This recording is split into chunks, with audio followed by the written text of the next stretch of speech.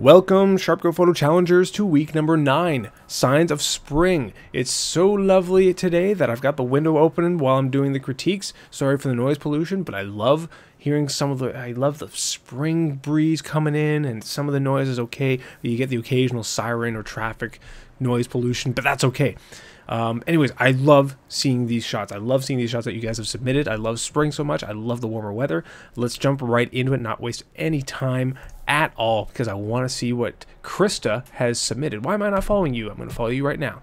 Krista Kruger, thank you very much. You changed your profile pic. You changed it to the image that you took, the selfie that you took for the smartphone challenge last week. I see. I spent my evening on the cold ground. I did see some behind-the-scenes pics posted of you as you were trying to get some of these shots. Where are your notes? Thank you again for facilitating this challenge, Nick. Your efforts are greatly appreciated. It has forced me to get my camera out again, and I'm really enjoying it. Thank you, Krista, for playing along and for sending me shots. I really love that you've been contributing for a few weeks. I spent my evening on the cold ground. My chest is hurting now, and I'm thinking it may have been a bad idea, but I got this awesome shot for my photo challenge, and that is great that you're getting literally out of your comfort zone. I saw that the behind the scenes pic of you, I think you said it was Noah that was shooting you on the ground, or no, not Noah, Owen, that was shooting you on the ground as you were trying to get some of these shots. This is an awesome shot here. Couple things about it. I love the composition. I love the idea that it's just, you know, snow covered here. That is beautiful. That is exactly the kind of thing that I was looking for, especially when Tuesday turned nasty and we got huge snowfall in southwestern Ontario. It was bleh, very ugly. I love that you took advantage of that and you got this shot. This is a fantastic idea. Focus is just off slightly.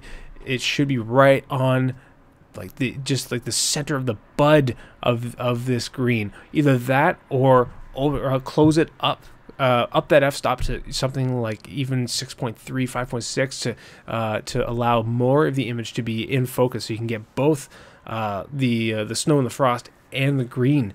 What is that, lettuce? I'm not quite sure. To get it all in focus, because right now that this center part of the image looks like it should be in focus. That's the only thing that I can see wrong with it. It's a nice creative idea though. Really dig it. And you're shooting aperture priority mode, eh? Are you now?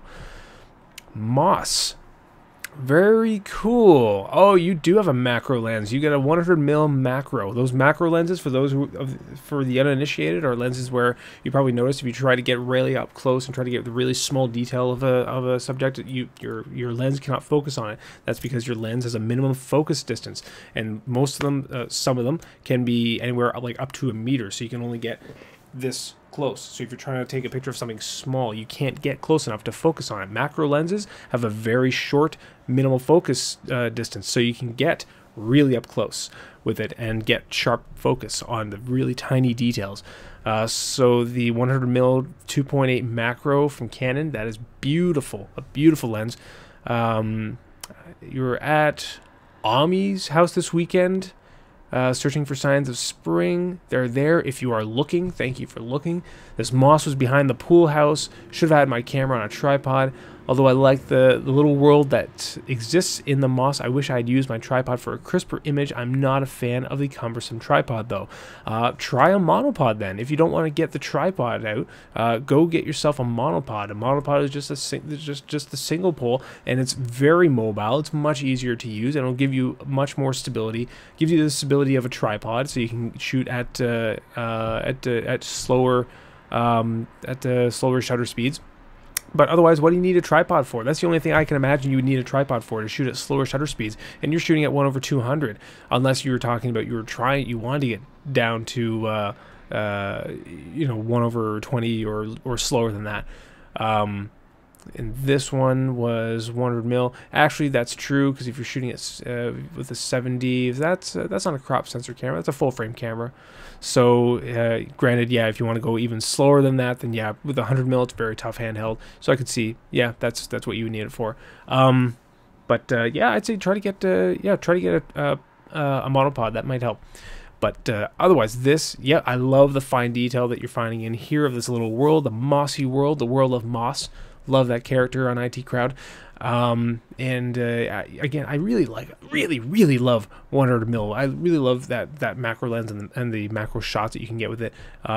It's pretty amazing stuff, and that is very, very much a sign of spring. Hens and chickens. Another from my walk. It's amazing what you can find if you keep your eyes open. See, you can, all the shots are there. You just got to find them.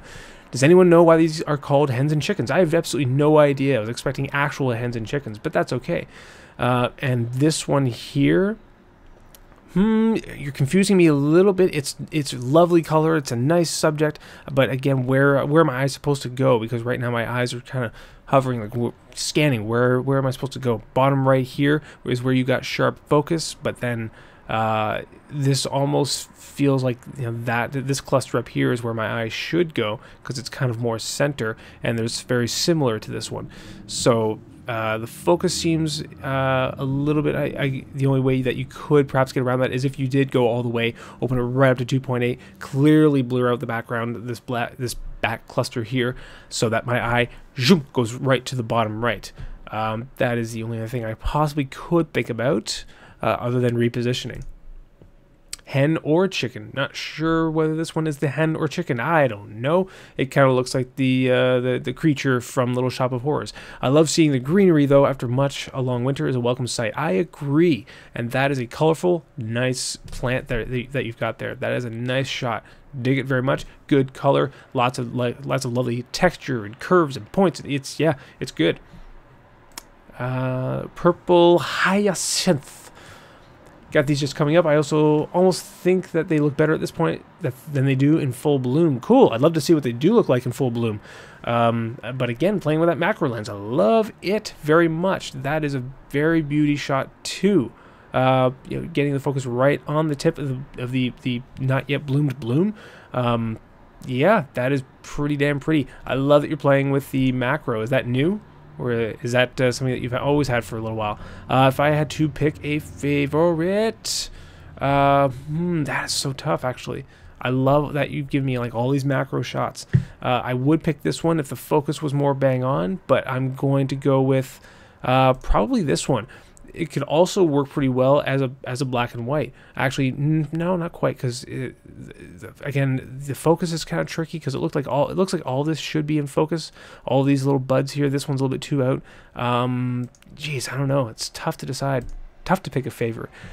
Let's see here. Again, sorry about the noise pollution. It is traffic heavy here, but I do love the breeze coming in, so deal with it. I'm gonna have to go with this one.